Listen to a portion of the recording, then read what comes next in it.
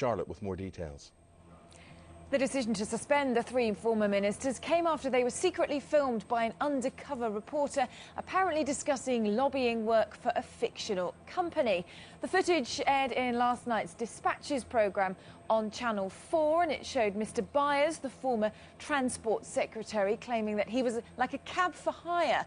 The former Defence Secretary, Geoff Hume, and also the former Health Secretary, Patricia Hewitt, suggested that they could charge £3,000 for a day's work. Well, last night, following the programme, the decision to suspend and investigate the MPs was taken by Labour's Chief Whip, Nick Brown, and the party's General Secretary, Ray Collins. Now, the announcement came despite Gordon Brown yesterday rejecting calls for an inquiry. All three MPs deny any wrongdoing, and Mr Byers has referred himself to the Parliamentary Commissioner for Standards. Last night, the Labour Party also confirmed that the backbencher Margaret Moran, who was also in the programme, had been suspended. She was also controversially caught up in the MP's expenses scandal. Another Labour former minister, Baroness Morgan of Huyton, said she was referring herself to the House of Lords subcommittee on Lords' interests.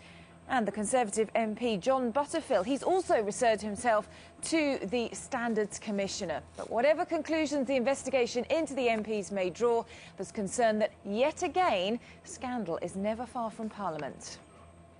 News@sky.com, at Sky Charlotte, at Eamon Holmes are the tweet addresses as well. And I'll be back with front pages of the papers after Charlotte brings you a roundup of what else is in the news. What have you got? Thanks very much, Eamon. We've got the news about Chinese state media. They're accusing Google of violating promises by stopping internet censorship in the country. Google says its Chinese users will automatically be directed to uncensored pages in Hong Kong. Our China correspondent Peter Sharp reports. Oh my word, that would hurt if it hit you, wouldn't That it? does look painful. We've just had an email actually from Eris Turrell in Perth, who says the storm last night was the worst in 16 years. I've never seen lightning like it. They say, I was in a lecture at the university, the lights kept going out. The hailstones were massive, definitely the size of golf balls. He says, fortunately our house wasn't damaged, but no power until the next morning. Gosh, scary. Thanks very much, Charlotte. Front pages of the papers. Let's go on this whole this latest shenanigans right after Charlotte with a rundown of what else is happening. Thanks, Eamon. Chinese state media has accused Google of violating promises by stopping internet censorship in the country. Google says it... Thank you, Charlotte. Here come the morning newspapers. John Gaunt in charge there this morning. John, first of all, Ian Huntley attacked in prison over the weekend, and we've got the picture of the guy who's alleged to have done it, Damien Fowkes. Is he some sort of hero or an attempted murderer? Well, the interesting thing about this is that yesterday on my phone in, people were ringing up and saying, oh, great, I'm glad he hasn't died, maybe somebody else could have another go at him. And, you know, that kind of bloodlust is there, and it's kind of barbaric as well. And the interesting thing about this is that Colin Wilson's written a great commentary here in the paper. Each population want the death penalty to come back for heinous crimes like this. Yeah, we'll go on to that now, which is in the Times. You've taken it, and the suspension employment. Yes. These are people who will not be in the next Parliament.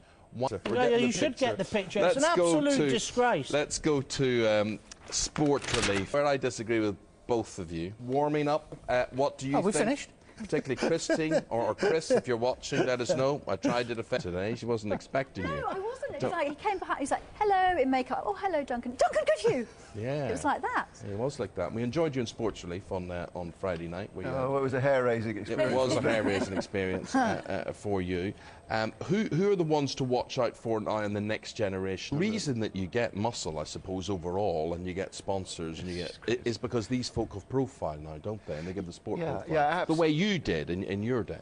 Yeah, absolutely. But I think it's been much more in this time. I mean, at the end of the day, are 10 to 7 in the morning. If you're a serious swimmer and if you're an athlete, presumably you're in a pool somewhere. Yeah, most of them are finishing their workout now. Really? They would have done their 2 hours already. Everybody, swimming is a very important tool in just in well-being in general. I mean, presumably you two can swim. Do you swim often? Yeah, I do swim. The thing I find about swimming is, though, it's not like when you're at the gym and you're on a running machine, for example, you can be watching TV or you can be listening to music, but swimming, it is quite monotonous, isn't it? And there isn't any other way of... What do you think about when you're swimming for that it's amount? really boring, Duncan. Your sport is really boring. I'll tell you what, I was so lucky because swimming is the greatest sport.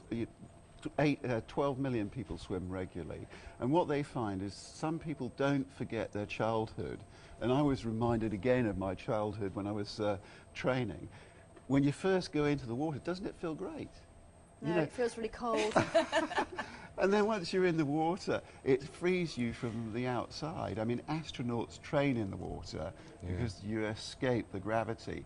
Now, what a lot of people find is when they go in, rather than fighting, I'm swimming another length, they enjoy the feel of the water, they enjoy the freedom from the stress and strains. And that's where swimming really wins. And the older you get, of course, the benefits become greater and greater. And it's great for aches and pains, because one of my kids fell over on a tennis court the other day and twisted their knee, and he was like hopping. And he had swimming at school, and he said, "Oh, Mum, I don't think I can swim." I said, "No, when you swim, you'll feel fantastic afterwards, and that knee will be fine." And he got out, and his knee was fine. And swimming gives us that more than any other sport. And if you've got it, if you're blessed to be able to do it, you should avail of it. There are some people who are not fortunate enough to be able to swim.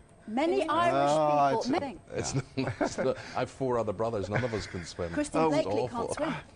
Well, it's a great shame, because if you can't, we've got a challenge on there. Do you know, I went to the Dead Sea once filming with the holiday programme, and they said you can't sink in the Dead Sea. I did.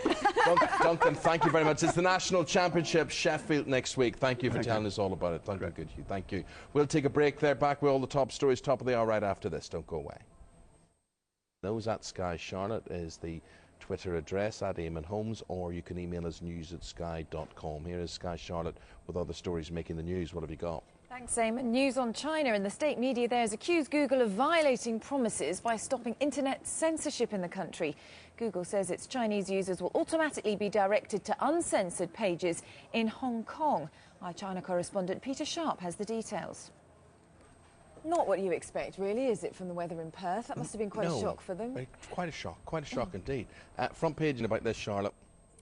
Well, people are actually a bit worried about the whole situation, but thinking that in the long term that Google probably won't be able to continue, and waiting to see really what the Chinese are going to do next. Do you know what I wonder? Do you know when you get the chance to search on Google and it says search, or you press that button, I'm feeling lucky, Is that because you don't think that the answer's going to be there at the top? Yeah, I mean, you just want the direct one. You don't want the roundabout route. You don't want the lucky dip one, do you? Maybe you should try it, though, but it picks the top one that it thinks will be most likely. Does it? Do you ever press I'm feeling lucky? No, I don't know what you're talking about. That's on Google. When you do all Google the time.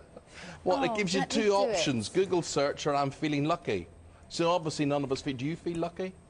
I don't often use that function, it has to be said, so maybe I don't. You're talking like a robot now. I don't often use that function. There we are, affirmative. I just asked you yes or no. OK, do you use that function? What's the point of it? Let us know at Sky Charlotte. Get in there quick enough to see if I feel lucky or not. I'll tell you what, just see if you can do the sport, if you can't do Google. Yeah, we are going to have action from the First run after Charlotte with a rundown of what else is happening, and we begin in China. We do, and the state media there has accused Google of violating promises by stopping internet censorship in the country. Google says